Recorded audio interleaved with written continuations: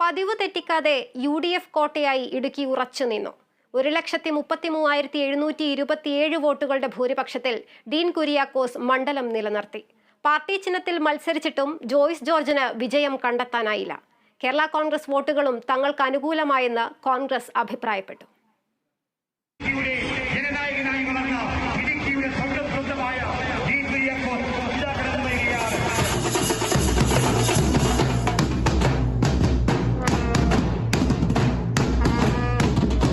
വോട്ടെണ്ണലിന്റെ തുടക്കം മുതൽ വ്യക്തമായ ലീഡ് നിലനിർത്തിയായിരുന്നു ഡീൻ കുര്യാക്കോസിന്റെ തേരോട്ടം. 7 നിയോജക മണ്ഡലങ്ങളിലും ലീഡ് നേടി. CPM കോട്ടകളിലും മന്ത്രി റോഷി അഗസ്റ്റിന്റെ മണ്ഡലമായ ഇടുക്കിയിലും ഇടതുപക്ഷത്തിന് കാര്യമായ ചലനം ഉണ്ടാക്കാൻ സാധിച്ചില്ല.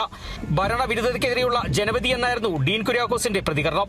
രണ്ടാം വട്ടവും ഇടുക്കിയിൽ നിന്നും പാർലമെന്റ് അംഗമാകാൻ സാധിച്ചതിലുള്ള അതിയായ നന്ദി ഈ നാട്ടിലെ ജനങ്ങൾക്ക് മുമ്പാകെ ഞാൻ പ്രകാശിപ്പിക്കുകയാണ്. ഈ മഹാവിജയം ഇന്ത്യയിലെ ജനാധിപത്യ മതേതര പോരാട്ടത്തിന് കരുത്തു പകരുന്നതിന് വേണ്ടിയിട്ടുള്ള ഇടുക്കിയിലെ ജനങ്ങളുടെ വലിയ സംഭാവനയാണ് എന്ന് ഞാൻ കരുതുകയാണ്.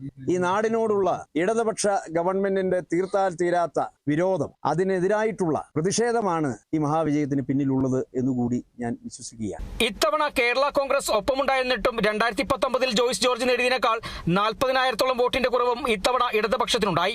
അതേസമയം NDA നേരിതോതിലെങ്കിലും ഇത്തവണ വോട്ട് ഹിതം വർദ്ധിപ്പിക്കുകയും ചെയ്തു. കഴിഞ്ഞ തവണ BDJS പ്രതിനിധി ബിജു കൃഷ്ണൻ നേടിയത് 78,648 വോട്ടാണ്.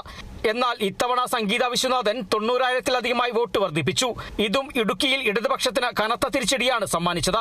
അതേസമയം 2019 ഡീൻ കുര്യാക്കോസിന്റെ ഭൂരിപക്ഷം 1,71,053 വോട്ടായിരുന്നു. ഇത്തവണ ഡീനിനും 2019 അപേക്ഷിച്ച് 40,000-ഓളം വോട്ടിന്റെ കുറവും സംഭവിച്ചിട്ടുണ്ട്. കേരള കോൺഗ്രസ് ഒപ്പമുണ്ടായിട്ടും ഇടതുപക്ഷത്തേക്ക് ഇടുക്കി എത്തിക്കാനായില്ല. രണ്ടാം തവണയും 1,00,000-ലധികം വോട്ട് നേടി ഇടുക്കിയിൽ മിടുക്കിനായിരിക്കുകയാണ് ഡീൻ കുര്യാക്കോസ്.